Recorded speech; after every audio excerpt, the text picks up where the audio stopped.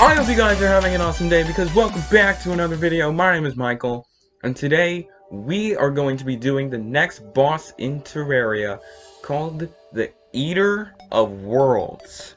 So what am I doing right now?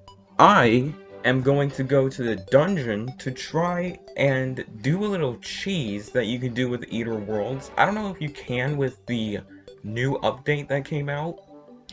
But what the cheese is, you can go to the dungeon and get something called a water bolt. You're meant to get it after you beat the dungeon boss, but you can have a chance at getting it way before you beat that boss. I'm not going to spoil what the boss is because, you know, I don't want any spoilers, okay? I just want to help you if you're ever thinking of playing Terraria yourself and you might need a little bit of help. But yeah, we're just heading towards the dungeon, and after a long run there, I finally reached the dungeon. Now, the dungeon is always the opposite side of the jungle, okay? If you find the jungle in one side, then you're gonna have to find the dungeon on the other side. Just a little life hack for you guys. So, I'm at the dungeon, I'm looking for my water bolt, but then something happened.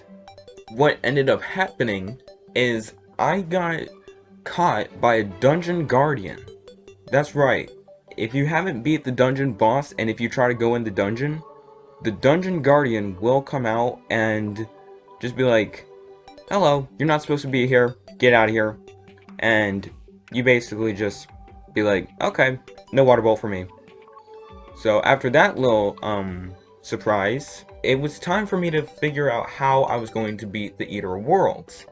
And I figured it would be easier as a ranger with Jester's arrows. If you guys don't know what Jester's arrows are, Jester's arrows pierce through like a certain distance and then they stop, but they're really good against like a worm looking boss, which is what this boss is. So I'm basically using the exact same accessories and armor I was with the other bosses. The last two bosses I fought, and I spawned it in with the summoning device, and it began the fight. Now, one thing is, you're meant to do it in this, like, little chasm that has, like, these orbs that you blow up and spawn it in themselves. But, when you fight it outside of that chasm, the Eater of Worlds will actually spit at you. Yes, it is kind of ridiculous, so I am going to like skip a little bit of the fight because it is basically the same thing over and over, but it is one of the best looking boss fights I've ever seen.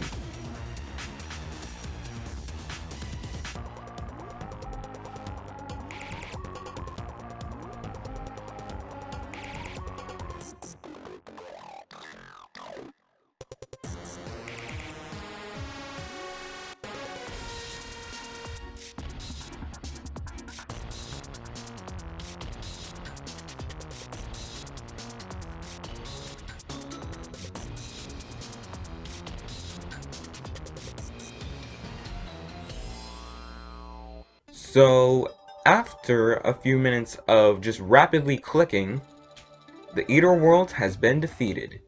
Now, what I really liked about this fight is that I actually got the special item first try, and it's called the Writhing, or Writhing, I don't know how to pronounce it, the Writhing Remains, and it basically summons a little baby Eater of Worlds, and honestly, I find it pretty cute. I actually really do like it. It looks so cool. And then that's when I figured, you know, this video is a little too short. Maybe we can do the next boss. So the next boss is going to be the Brain of CTHULU. Now, as I said in my other video, CTHULU is missing some parts of his body, you know. And yes, he is missing some parts of his body, but it's honestly not that bad. It is a giant brain, though. So, I spawned it in by destroying 3 Crimson Hearts, and then the fight began.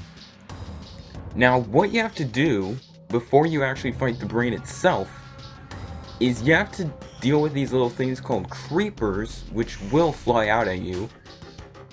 You have to kill all of those, and hit the Brain of Cthulhu once, and then it will actually start teleporting, and as it gets closer to death, it will confuse you by cloning itself, kind of. Like, the closer it is, the more opaque, or opaque? I don't know how to pronounce it. The more opaque it gets, and it gets really, really confusing. But that really relates to the drop it drops.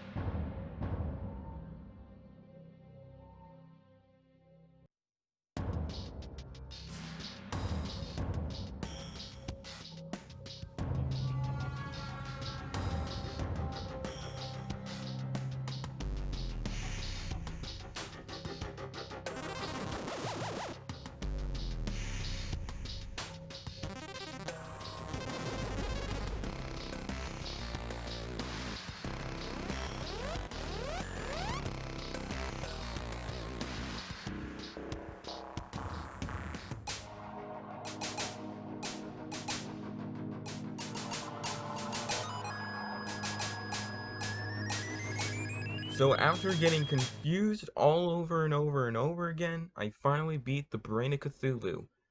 And the same thing happened with the Eater of Worlds. I got the special pet first time. So I was feeling very lucky. Now the pet looks like, kind of like a crab. I don't really know how to describe it. But what I also got was another pet thing, and it was called the Bone Rattle. And I completely forgot that the Eater of Worlds has something like that too. And I didn't show it. But the pet for that one is this. It's just this. Okay? But anyway, I hope you enjoyed this little video of the Eater of Worlds and the Brain of Cthulhu. If you like this style of video where I just commentate over it without actually talking in the video, which I'm probably not going to do again, but if you like it, just comment down below and I'll say, hey, thank you for liking this. It was pretty hard. The reason why I'm commentating over it is because the audio was a little too loud and you couldn't really hear me. So, can you hear me now? I'm just kidding. But anyway, hope you enjoyed it. Like the video. Maybe even subscribe if you want to, honestly. And maybe share this video with your friends. Tell them to subscribe. And I'll see you guys next time. Goodbye.